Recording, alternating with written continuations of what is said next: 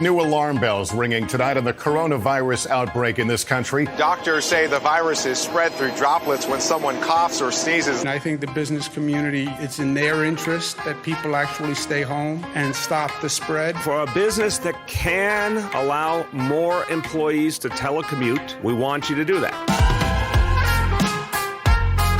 Hi, friends. I'm Andy Paul, host of the Sales Enablement Podcast, and I want to encourage you to listen to my brand new special 6-part podcast miniseries titled Selling with Purpose.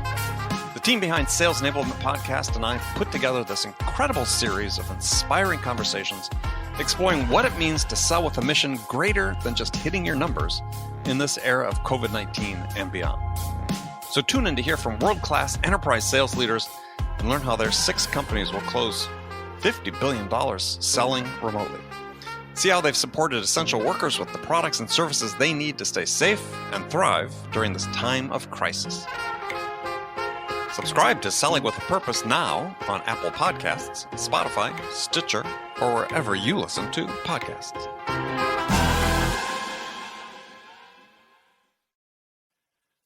Guided selling from RingDNA makes your entire sales team more effective by revealing exactly what reps should do and when to do it. Guided selling works by transforming sales data into a curated list of prioritized sales actions. So when reps start their day, they'll never again wonder which prospects and accounts or hot inbound leads to reach out to next.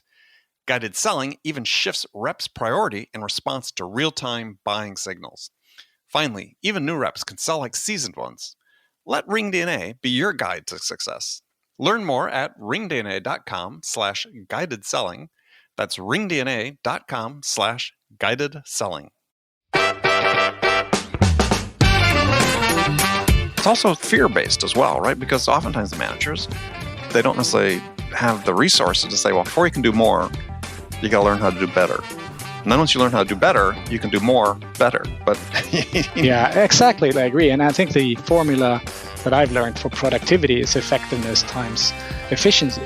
So if you're being effective and you're doing all the right things, then of course you'll improve performance if you also increase efficiency.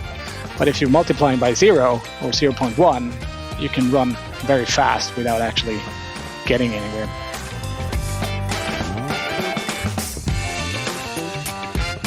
Hi, friends. Welcome to the Sales Enablement Podcast. I'm your host, Andy Paul.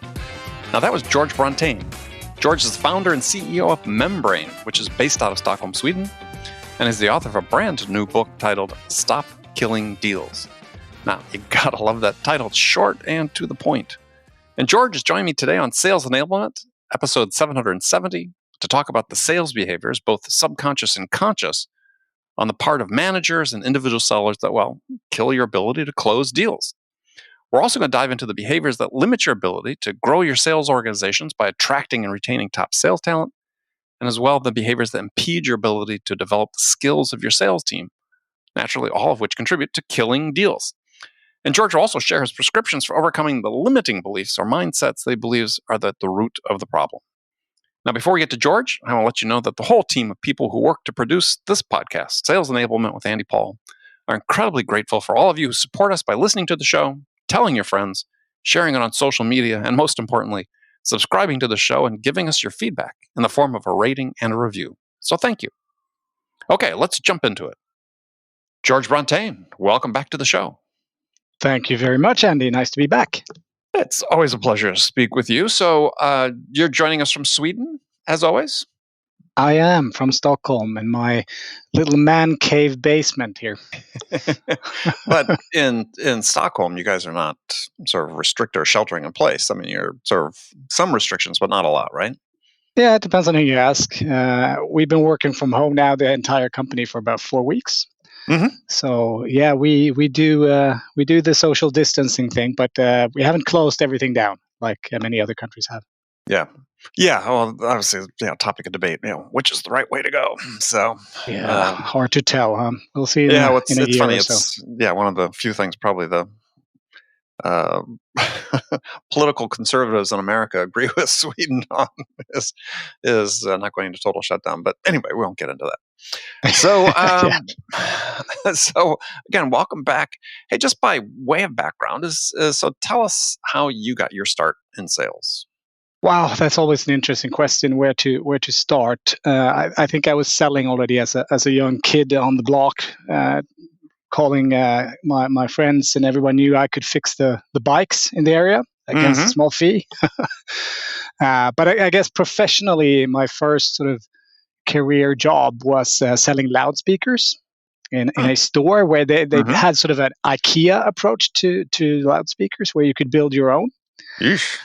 Yeah, so that was cool. That was sort of my big passion in life as Right. as a teenager. So I thought You that have was a big very speakers cool at job. home? Well, in my man cave, yes. Okay. All right. That's where they're allowed. So, yeah. So from speakers, then your first B2B job? Yeah, I went to actually selling books. You know, the For Dummies series. Yeah. Yeah, I was selling those here in Sweden. So I was traveling around the country, visiting computer stores and bookstores, and sold them the concept of dummies. So that was kind of fun. And after that, I started my first company, which was a portal for dentists, which was a complete stupid thing to do. No market research there. I just did it because I believed in the internet. This was maybe 92, 93. It was very early. That's were you 10 years old? Yeah, exactly. I was 10 years old. I see a picture of you. Thanks. Maybe I need to update my profile picture.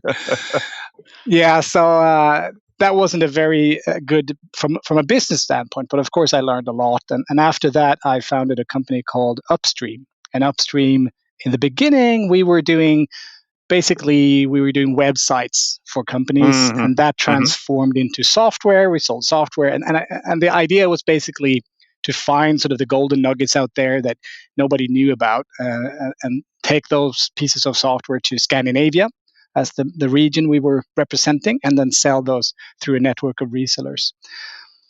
And that led later to me starting my current baby, which is Membrain, where we build software for salespeople. So if you look back throughout the arc of that career, who taught you how to sell? Who was your biggest influence? Yeah, that's a good question. I guess I would have to maybe answer the customers. Trying to really, I mean, selling is from my perspective at least, is about helping someone to get to a better place. That they want to go to, or that they might not know yet that they want to go to, but you can help them get there. So I think selling, I mean, I've not gone through any kind of professional sales training in my career. So I had, of course, colleagues. That's why you're so successful, by the way. Yeah, I didn't go to any trainings that taught me how to do a close. Yeah, that might be true. But so I learned from colleagues, and I learned from especially being very curious about the customers. I mean, what do they need? Why? How can I help? How can I be creative in solving their problems? So I think I've been studying people a lot, just how people work, how people think, why people make decisions. So I think that's also what intrigues me about this profession. It's so compelling to find out more about the mind and how people engage. Right. So if you had to say, okay, this is my sales superpower. What's your sales superpower? Yeah, I would probably say curiosity combined with business acumen. So to really try to understand the customer or the potential customer, and then use my business acumen to come up with solutions on how to help them solve that in a way that of course everyone benefits from. Right.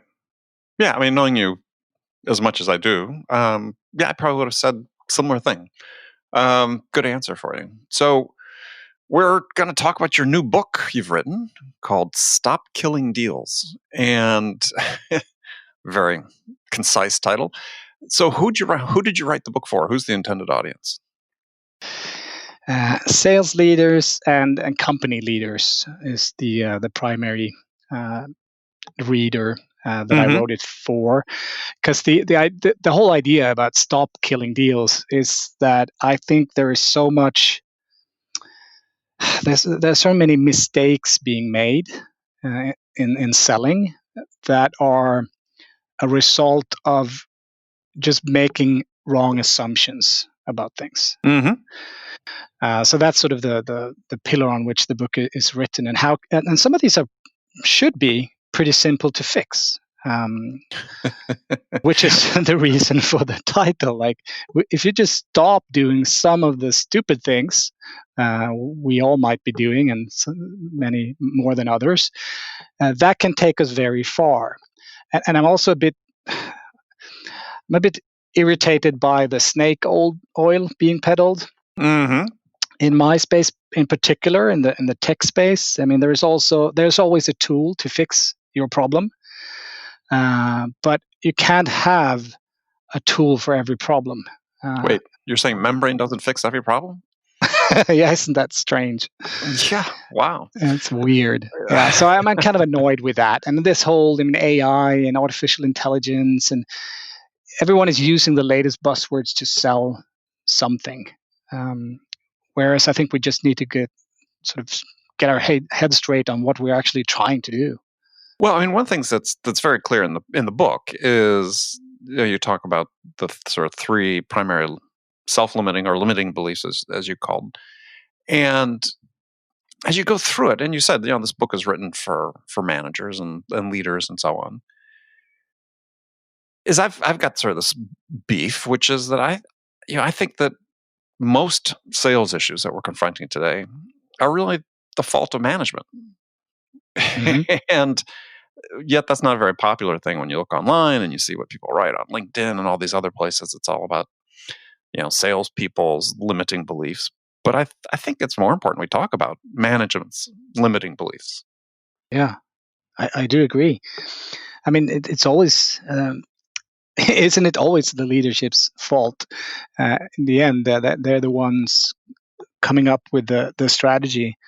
And the salespeople are executing that, but oftentimes there is no strategy, and you're just hoping that you find salespeople that somehow will do some magic tricks and sell whatever you've produced, and that's just not a good leadership strategy. So I agree. It's and also I guess that's a good thing, because I think if we could help managers, frontline sales managers, I think there's a huge leverage there.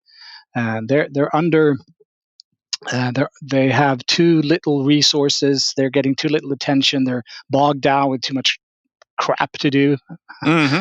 actually, and they're not being given the right type of training, and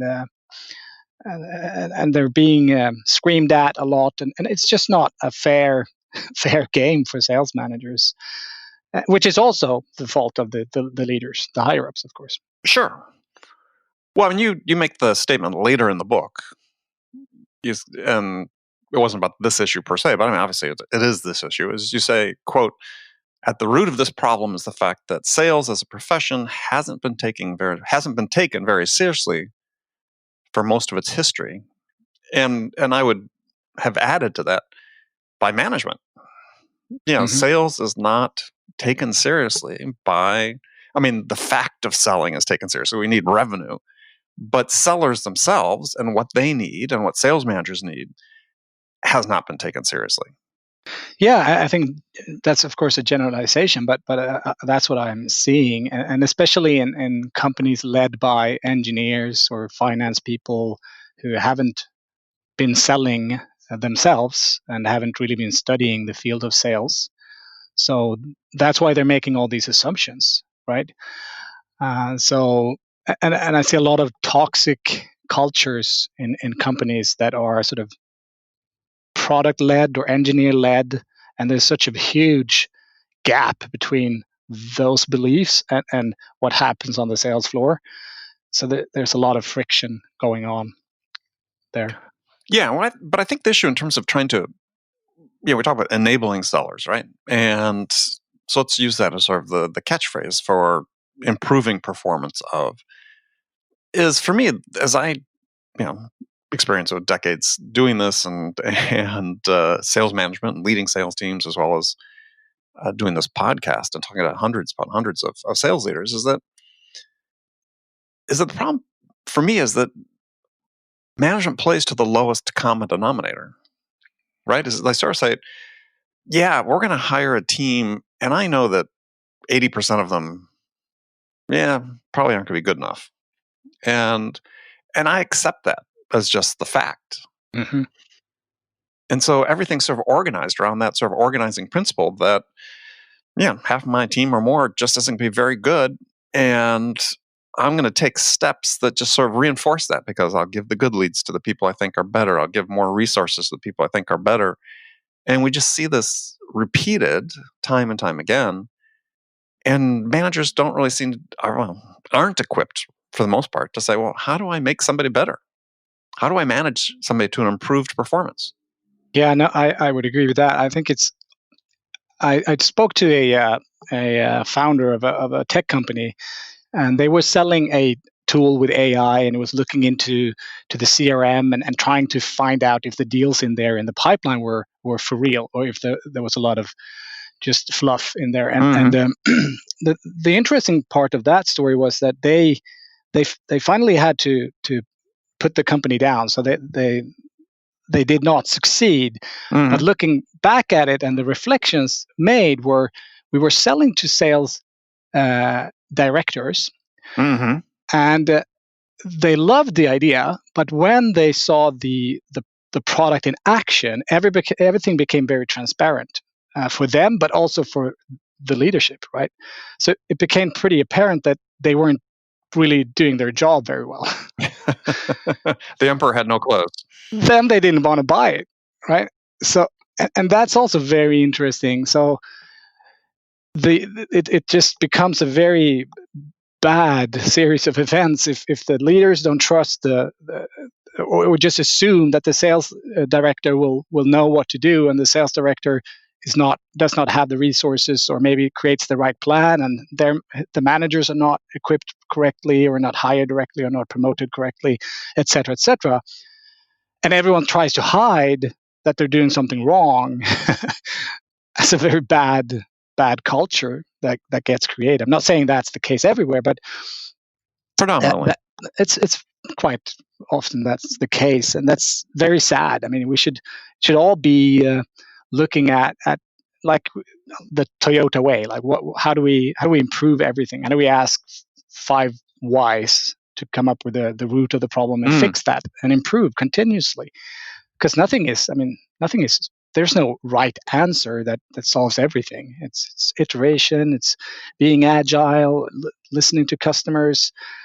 And I work a lot with sales process design. I mean, that's what the product then puts into and brings into life. And I see that a lot as well, that people want to create this perfect process. We're going to create this process. It's going to be fantastic. And they just over-engineer it to death. And just miss things like, we can't have one process. I mean, it's very different selling a highly transactional product to the SMB than trying to sell a very enterprise complex software. And those are 2 different things and need 2 different processes, and maybe multiple processes within each of those segments, because we have different regions and cultures, etc. So there's so much complexity in selling, which I think also is why a lot of people just give up and say, well, it's either you find the right people and it works, or you don't. You just have to keep looking for those top performers. Well, and that's a point you're making in the book, sort of a central point, which is part of the reason there's this management inattention to development of individuals is that, they spend their time thinking, I need to hire enough people that are already set to go, as opposed to I'm hiring potential. Yeah. And so they're looking for the people you said are salespeople that are born, not made, as one of the limiting beliefs you see organizations have. And I think that's essentially right, is people just playing the odds. And then you have buyers. I mean, buyers are not, that's another assumption I talk about in the book, that we sort of think that buyers are irrational. And if we just prove them an ROI and demo our solution, they'll just say hallelujah and buy it. I mean, it's much more complex than that.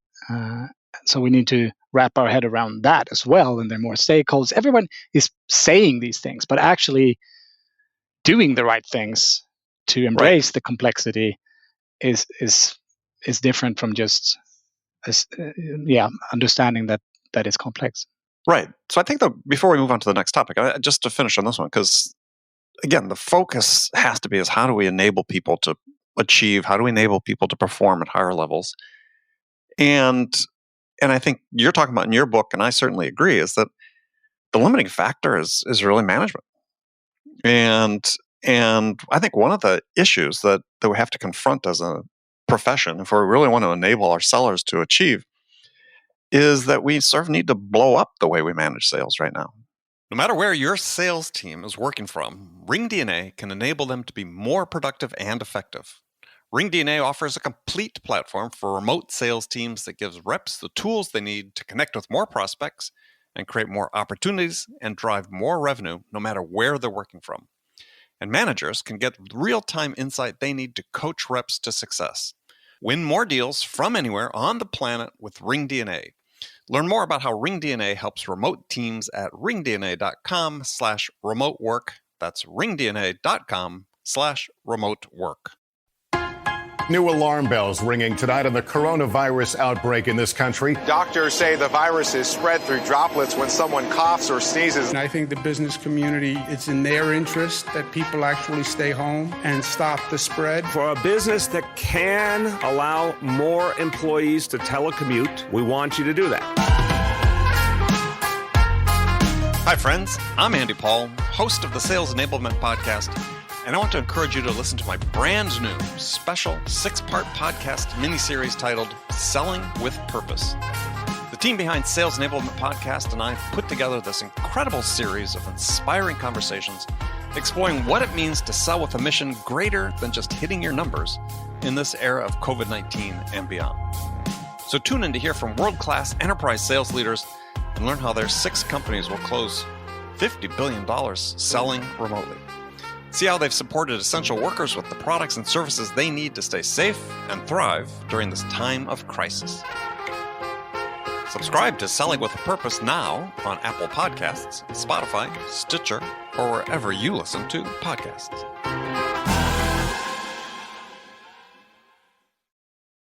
I mean, you look at, and I've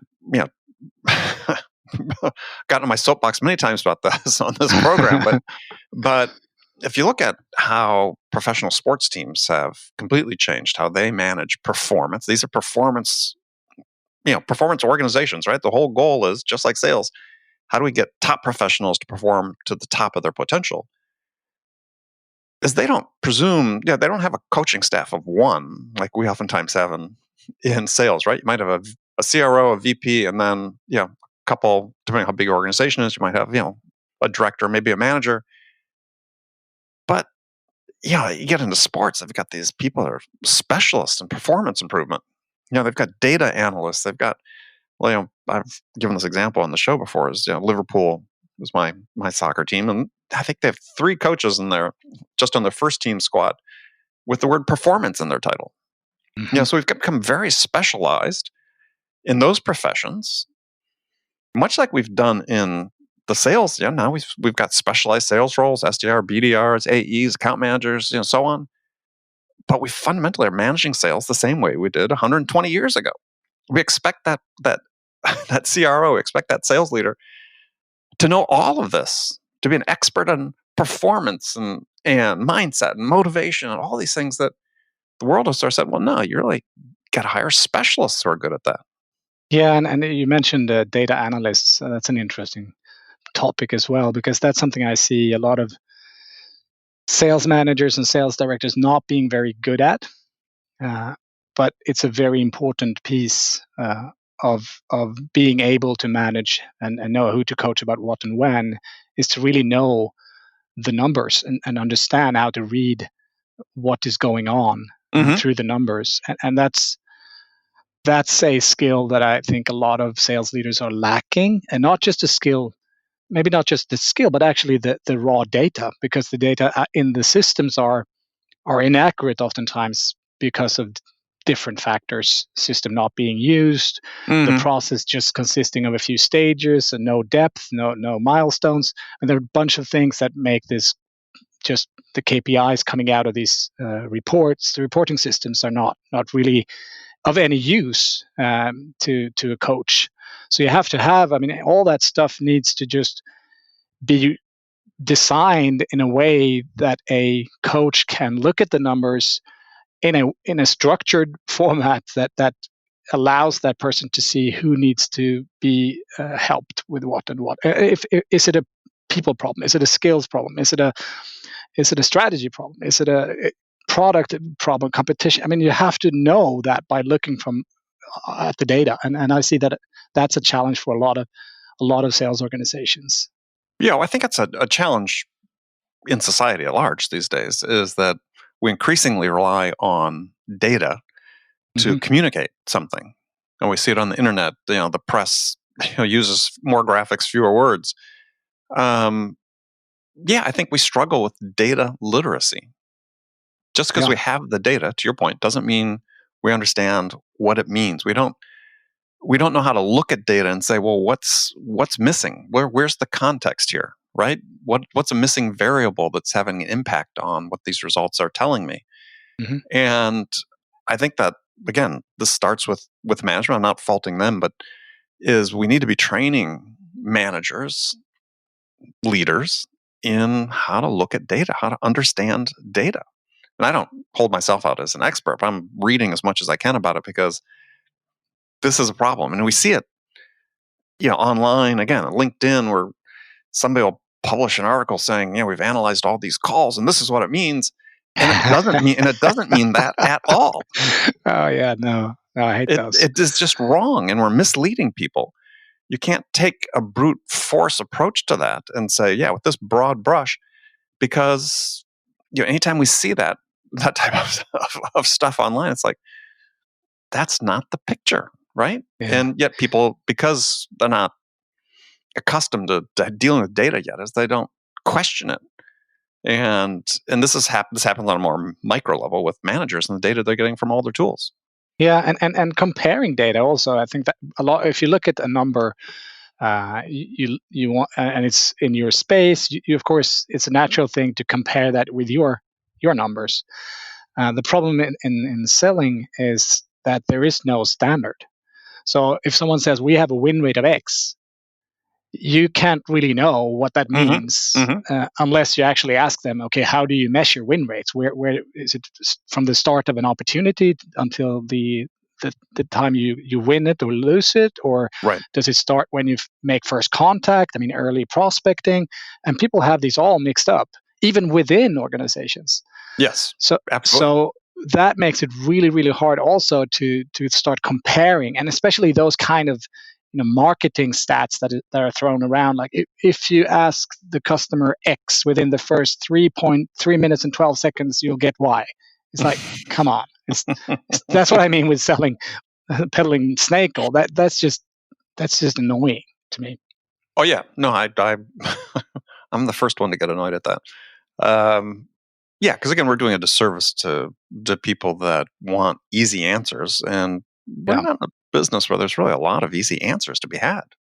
Not if you're in a complex B2B sale. I mean, if you're in Amazon and you're in e-commerce, I'm sure you can go really, really deep on algorithms and everything they're doing to transactionalize sales and squeeze out more numbers by changing prices with a tenth of a dollar or whatever it may be. But in a complex B2B sales, multiple months of sales cycles, multiple people involved, I mean, that just goes away. I mean, it's a whole different ballgame. Yeah. Well, moving on, I mean, another thing you'd write about which is always sort of one of my topics I enjoy talking about, is the damage done by managers for creating what you called a needlessly stressful work environment. So tell us what you meant about that. Yeah, there are many aspects of that, but I think there is this belief that if we just do more, we'll improve performance. So I see a lot of focus on do more, send more emails, do more phone calls, and we'll all close better, or get more people to the proof of concept and we'll sell more. And the problem with that kind of activity-led, efficiency-focused approach is that unless you're doing the right things, it doesn't help that you just do more of it. Well, I mean, at some point, it sort of does. I mean, you're just turning sales into a game of chance at that point. Yeah, which is what a lot of companies have done these days. It's just, I know if I put enough crap into the top of the funnel, enough nuggets will fall out the bottom. And I think also what's important to say in that on that topic is, if you're a startup you're in this from Silicon Valley, you have $10 million in the bank, you can sell the product to anyone who's alive, any company. I mean, maybe it makes sense for you to spray and pray like crazy for the first 3 years. Mm-hmm. And it doesn't matter if you upset a few people along the way. So maybe that's an okay tactic, although I kind of dislike it anyway. But that can get you to the next level. Whereas if you're a manufacturing company and you have 432 potential clients worldwide, that would be an awful tactic to take. And I'm familiar with that. I mean, I spent a good chunk of time selling in the satellite industry, where for my product I had roughly 200 customers worldwide. Potential, my total addressable market. Yeah, and you don't want to mess those relationships up by spamming people. So, I think you have to know what's right for the type of selling environment you're in, and not listen to the advice of companies and leaders and product pushers that are active in a completely different type of sales environment. But I think this idea of what you call the needlessly stressful work environment is caused by managers who make this assumption that people basically know how to perform. Mm-hmm. And it's also fear-based as well, right? Because oftentimes the managers dealing with their own sets of insecurities because they haven't been trained. Right. So to your point earlier, is all they know is perhaps, well, let's do more of something. But they don't necessarily have the resources to say, well, how do we do this before you can do more, you got to learn how to do better. And then once you learn how to do better, you can do more better. But yeah, exactly. No, absolutely, I agree. And I think the formula that I've learned for productivity is effectiveness times efficiency. So if you're being effective and you're doing all the right things, then of course you'll improve performance if you also increase efficiency. Mm-hmm. But if you're multiplying by 0 or 0.1, you can run very fast without actually getting anywhere because you're running in circles. Yeah. But stressful environment, I think, also is managers. We were talking about those. I think managers are often in a very stressful position because they're pulled in different directions and they're asked to do different reports, and they're not. There's no real understanding about what their work should be about from their managers, and maybe sometimes not even. They might not even know themselves what they ought to be doing because they haven't been managers in the past, and they were promoted because they were a good salesperson. I'm sure you've talked about this many times on the show. So they become kind of reactive, but they're being directed by people who don't know what they really should be doing and spending their time on. So it's a very it's a hard and tough job to be a manager. Oh, yeah, no, it's thankless in many environments. So how do we turn that, right?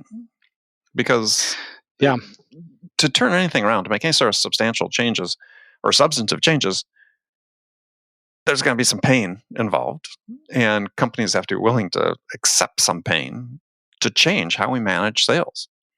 Yeah, and I think people don't change unless they have to, unfortunately, most of the times. So people come to a point in time where their margins are eroding and their competitors are eating their lunch. That's when it becomes a burning platform and they have to do something, unfortunately.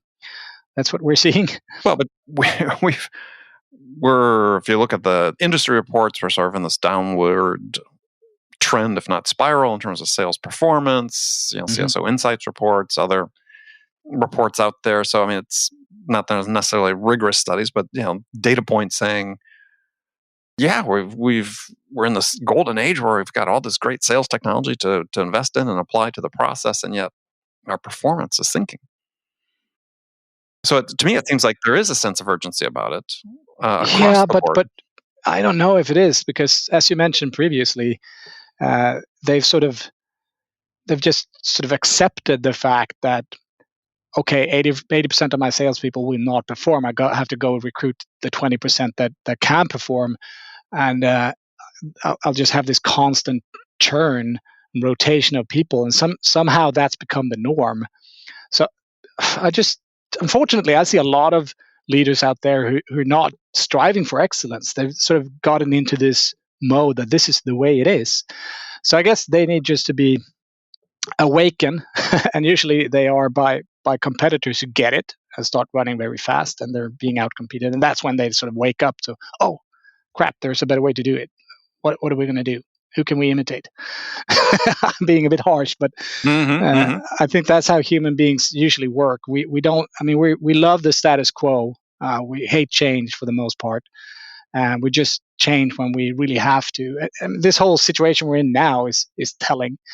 I mean, Corona and COVID-19 is a really scary virus, and we see some causes that increase our sort of risk factors to it, and we should be doing some stuff to reduce that, but we still don't. So even in the face of death, we sometimes just prefer the status quo. So people have a very hard time changing. That's just the way it is, unfortunately. But those who have ambition, I mean, those are the front runners, and they. I think from my perspective, selling just has to become more of a profession. We have to realize that selling it's a super interesting profession. We're working with people. We're helping. We're not just trying to.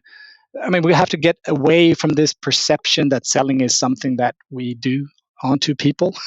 That we try to just sell stuff to make money. I mean, that's not what professional selling is about. So there's a perception thing that we need to work on. But then just structure sales and stop just chasing these shortcuts for everything. I think we have to look at it as building a house. You have to sort of, you can't start by building the roof. You have to build the foundation and the walls, and then you can build the roof. But a lot of people just try to take shortcuts and say, oh, if we just buy this latest, coolest tool, or we send the salespeople to this new, really hot methodology that came out, that's going to solve everything. So no, it's not going to solve everything. Just, do you have a strategy? Do you have a process? Do you have the right skills? Are you coaching? Are you coaching even more and more and more? Do you understand the data? Do you know the data? Do you know your KPIs? I mean, all these basic things, it should seem like, are not in place. Yeah. Well, I think, again, it gets sort of back to what we were talking about earlier is there's all this focus in this profession on how do we enable sellers to perform. And the biggest obstacle to it is sitting right there in plain view. And I contend management the way we manage sales has not fundamentally changed in, I said, a century.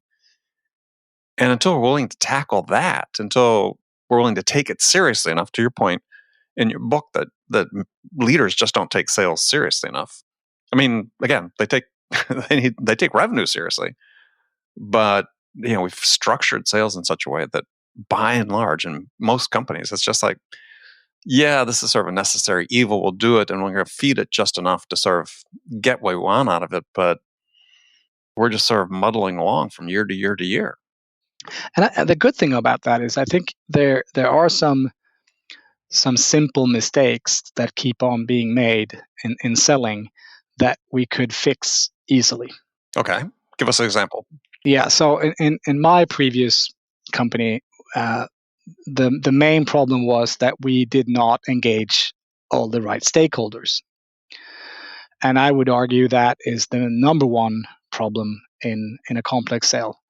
We just, if we primarily talk to a few stakeholders that engage with us. I mean, reactively. I mean, we look at all the inbound and that whole spiel, and we don't find out how they will have to make a decision, how their organization works, et cetera, et cetera. We just try to push the product in there. It's not going to work. So just by identifying who need to be involved to make a decision about this, why would they even buy something at all, and how does that compare to all the other stuff? Because that's another problem I think that we make in selling. We're so concerned about the competitors to our product, but usually we don't lose because they buy another product, but it's because they prioritize another project, or Sometimes, they deprioritize the project that you could be helping them with. But I think a lot of times we sort of don't look at status quo as the main competitor, whereas it might actually be. Instead, we look at the competition to our product as the main competitor, which it might not be. So just going back to the simple product, I'm making this complex now, but knowing who needs to be involved is if we can nail that, if we can just focus on that for a year, I'm certain that's going to really move the needle for most sales teams. Well, I think I would put a fine tune on that, which is identify the stakeholders who are going to do what, right? I don't think this is, I think, a point where we miss increasingly in sales is that, and you talked about, because we're there, sellers going and push the product. Well, they're pushing the product when the customer hasn't really decided, A, what their problem is, and B, how they want to solve it. Exactly. So they haven't defined the solution. So as sellers, you should be focused on identifying the stakeholders who are responsible for defining how they're going to solve the problem. Yeah, exactly. Focus your effort there, because that's a process all decision makers have to go through, right? They have to identify the problem, come up with solutions they can choose from, options they can choose from, and choose one of the options that they want to proceed with. Who they choose as a vendor to help them implement that option, that's the last thing that happens. Yet that seems to be where most people are focused on a sales standpoint. And we've got to, like I said, to your point earlier about, that's when you do that, when you focus on that end point, that's selling to someone as opposed to working collaboratively with them to help them solve the problem. Yeah, you phrased that much better than I did, but I am in complete agreement with you on that.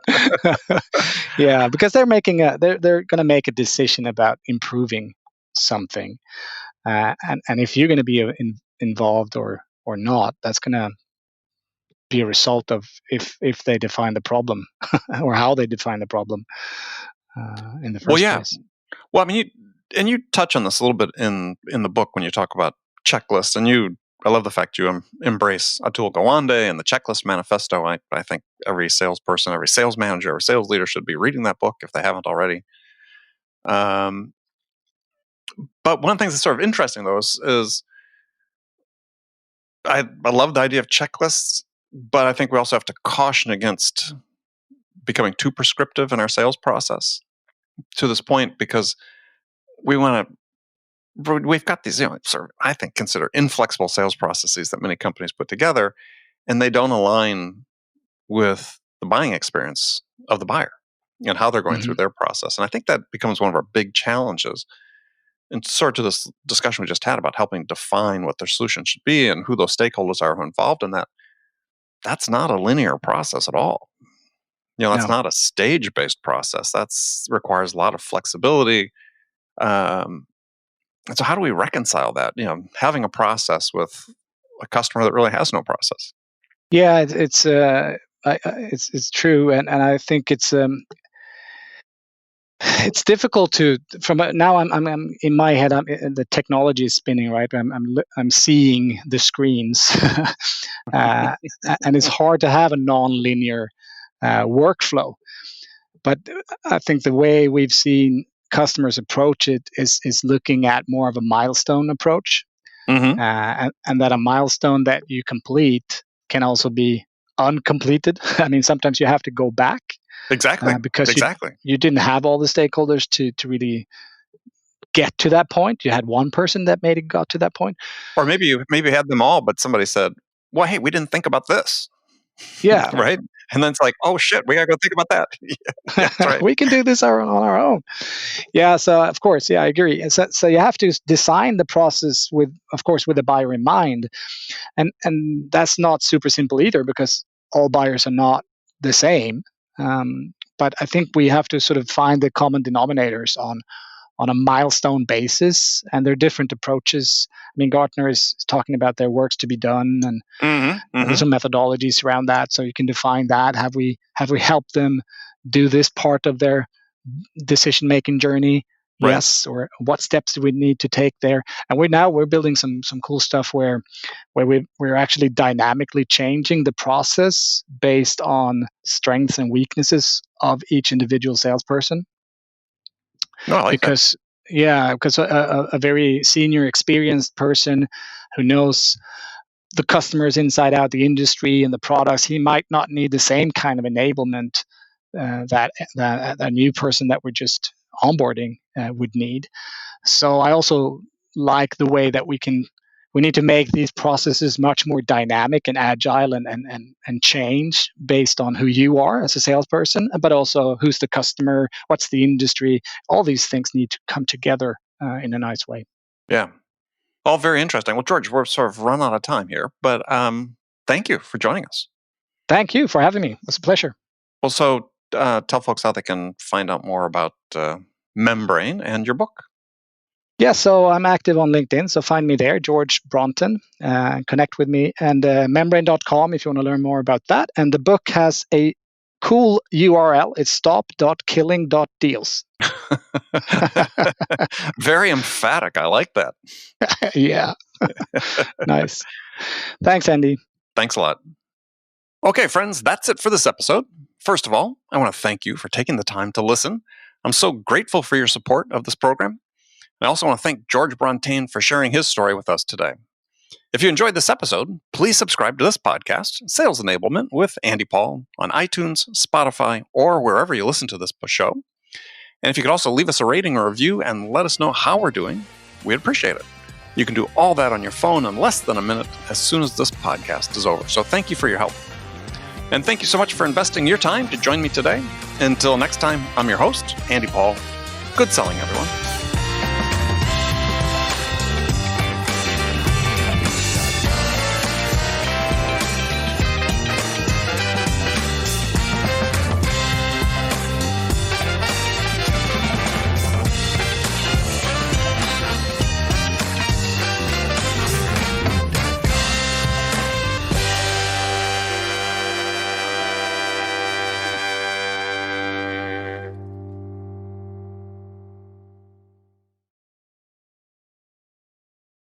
RingDNA is the leading sales enablement platform that uses AI to help scale business growth. Trusted by the top companies across the globe, RingDNA offers a suite of powerful tools for every sales role. The RingDNA Dialer radically improves sales productivity and call connection rates, while guided selling helps reps know exactly what to do and when to do it. Conversation AI uses artificial intelligence to surface the most impactful coaching opportunities in real time. So, no matter where your team is working from, the RingDNA platform can help them exponentially increase call connections, opportunities, and revenue. Learn more at ringdna.com/platform. That's ringdna.com/platform.